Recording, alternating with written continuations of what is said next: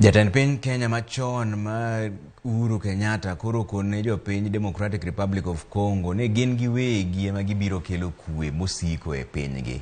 Uhuru nolero ne obiro chuno jopiny go mondo makre kanyakla kendo gijiw kwe e pinygi giwegi. Piny DRC osebedo ka kalo e midhiero mar lweny e kind jolweny tama mag M23 gi jolweny mag sirikal. Gino mosekelo hinyruok mokalo ka oganda ji mang'eny be osebedo ka dar, momoko bende onegi. Uhuru ma en jathek maduong' lweny mar DRC osingo mar medo jiwo kwethgo mayuare mondo gibed gi kwe.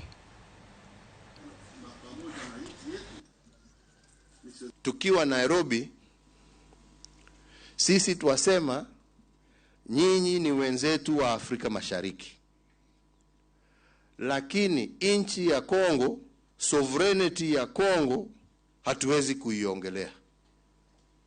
Inchi ya Kongo ni ya Wakongo. Na hatuko hapa kuongea juu ya hata inchi moja ya ardhi yenu vile itachukuliwa ama itatawaliwa na mtu kutoka pahali pengine isipokuwa Kongo. Lakini ndio tuweze kufika hapo, lazima Wakongo wenyewe waanze kuheshimiana. Sio wewe ulijipatia jirani, Mungu ndio alikupatia jirani.